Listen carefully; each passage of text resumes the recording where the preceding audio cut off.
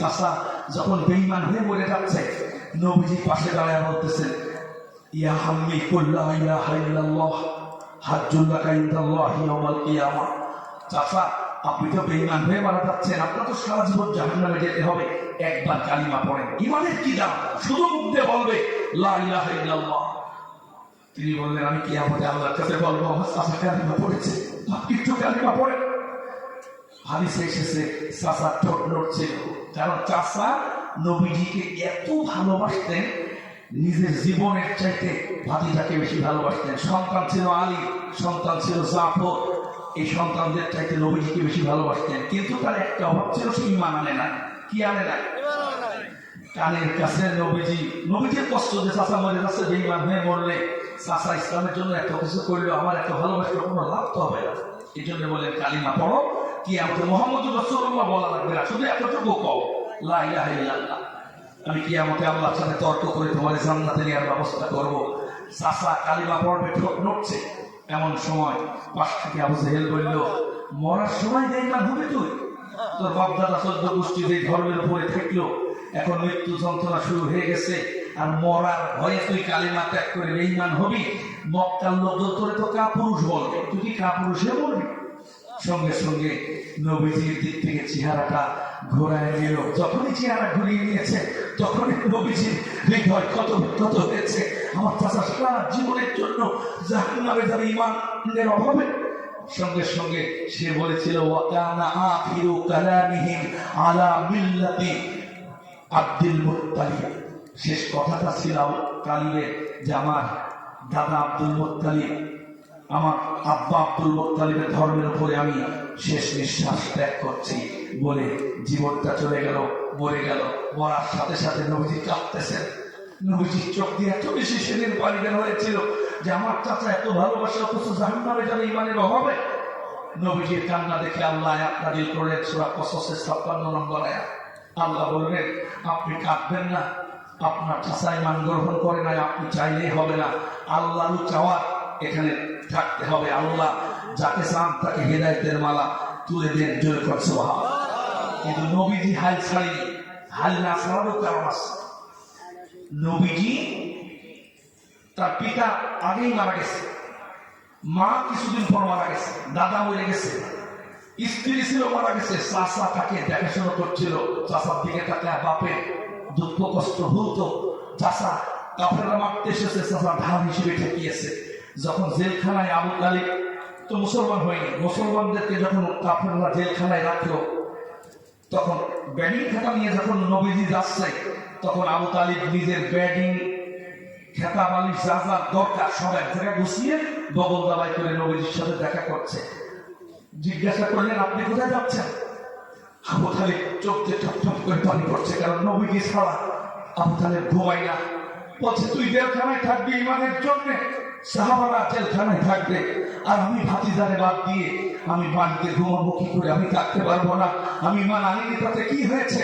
আমি তোর সাথে রাতের বেলা, তোর সাথে তুই যতদিন জেলখানায় আসিস ততদিন আমি জেলখানায় থাকবো। জেলখানায় চলে গেল, কে কোথায় ঘুমাবে সব জায়গা সিলেক্ট করা হলো। নবীজির বিছানা করা হলো, এখানে বাম পাশে আবু তালিবের বিছানা করা হলো, ওখানে খাব্বাব ঘুমাবে, ওখানে ইয়াসির ঘুমাবে, ওখানে বেলাল ঘুমাবে। এভাবে করে ব্যাটিং করা হলো। রাত গভীর হয়ে গেছে, সবাই ঘুমিয়ে পড়েছে, কিন্তু আবু তালিবের ঘুম আসে না। উঠে পড়েছে, নবীজিকে ডাক দিলেন, ওঠো ভাতিজা মুহাম্মদ, তুমি আমার বিছানায় গিয়ে খেতা মুড়ি দিয়ে কম্বল মুড়ি দিয়ে শুয়ে পড়ো, আর তোমার বিছানা খালি হয়ে গেলে আমি সেখানে ঘুমাবো। নবীজি অবাক নয়নে জিজ্ঞাসা করেছিলেন, তোমার বিছানায় শোবো আমি কেন চাচা? তখন চাচা বলতেছে, তুমি কোথায় ঘুমিয়েছো, কার জায়গা কোথায়? দিনের বেলা কাফেররা দেখে গেছে, ওরা টার্গেট করেছে। ওরা তো অন্য কোনো ইমানদারের প্রতি টার্গেট নেই। তুমি নেতা, তুমি ইসলাম ধর্ম প্রচার করছো, কাফেরদের রাত তোমার উপরে। তুমি যদি সবাই ঘুমিয়ে পড়ে, তোমার জায়গা তো চিনে গেছে, তোমার বিছানা কোথায় পাড়া হয়েছে চিনে গেছে। তুমি কম্বল মুড়ি দিয়ে যদি শুয়ে থাকো, গভীর রাতে যদি কাফেররা এসে তোমার কম্বলের উপর থেকে আঘাত করে তরবারি দিয়ে তুমি দুই ভাগ হয়ে যাওয়া। এই জন্য আমার রাতে টেনশনে ঘুম হচ্ছে না ভাতিজা, তুমি আমার বিছানায় গিয়ে নিরাপদে ঘুমাও, আমি তোমার এখানে ঘুমাবো। নবীজি বললেন, তাহলে তো ওরা মুহাম্মদ মনে করে আপনারা মেরে দেবে। চাচা তখন বলেছিলেন, আমার মারে বারো, আমার জীবন যায় না, আমার জীবনের বিনিময়ে আমার ভাতিজা মোহাম্মদ যেন পৃথিবীর বুকে বেঁচে থাক, যদি কম সুবহানাল্লাহ। সেই নবীজি এই আবু তালেব নিজের জীবনকে বেশি ভালোবাসতেন না নবীজিকে বেশি ভালোবাসতেন? সেই নবীজি এই জন্য চান না যে চাচা মরে গেছে জাহান্নামে যায় যা। নবীজিকে আল্লাহ আপনাদের করে বললেন, আল্লাহ ইসলাম হলে হেদায়েত হয়, আপনি কাঁদবেন না। নবীজি কিছুক্ষণ কান্না বন্ধ করে এবার বলছে, আল্লাহ যদি আমার চাচার না মাফ করে, যতদিন মাফ না করবে ততদিন আমি আল্লাহর কাছে ক্ষমা চাবো আমার চাচার জন্য। কারণ চাচা ইসলামের জন্য অনেক কিছু করেছে, বিনা অপরাধে চাচা আমার সাথে 2.5 বছর জেল কেটেছে, চাচার জন্য আমি দোয়া করবো। সবাই ঘুমিয়ে গেছে, নবীজি দোয়া করছে, আল্লাহ আমার চাচারে মাফ করে দেন। আয়াত নাযিল হয়ে গেল, জিবরিল আমিন চলে আসলেন, আপনি মা কানা লিন নাবিয়্যি ওয়াল্লাযীনা আমানু আইয়াস্তাগফিরু লিল মুশরিকিন, সূরা তাওবা 113 নম্বর আয়াত নাযিল হলো।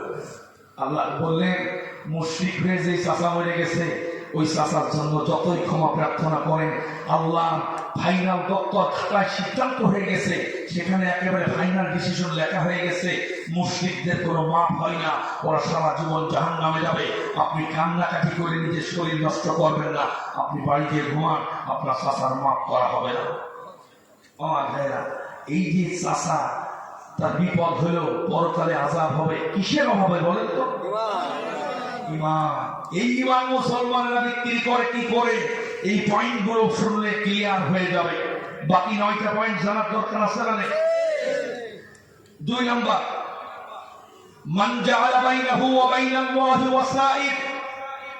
পৃথিবীর সমস্ত আলেম ওলামাগণ একমত হয়েছেন, কেউ যদি মনে করে আল্লাহরে পেতে হলে কোন একজন মাধ্যম লাগে, আমি এত গুনাহগার, এত পাপী, আমার গুনাহ বোধহয় আল্লাহ মাফ করবে না, তবে সাতক্ষীরা ফিংরি একটা হুজুর আছে, একটা আলেম আছে, একটা পীর সাহেব আছে, একটা দরবেশ আছে, একটা উস্তাদ আছে, ওর সাথে আল্লাহর একটা হট কানেকশন আছে, ও জান্নাতের এজেন্ট আল্লাহর কাছ থেকে নিয়ে এসেছে, ও যারে যারে বলবে আল্লাহ তারে তারে মাফ করবে।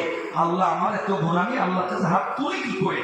ওই হুজুরকে যদি আমি খেদমত করতে পারি, তারে যদি হাদিয়া দিতে পারি, তারে যদি খুশি করতে পারি, সে আল্লাহরে বলে আমার মাফ করাই দেবে, সে পরকালে আমার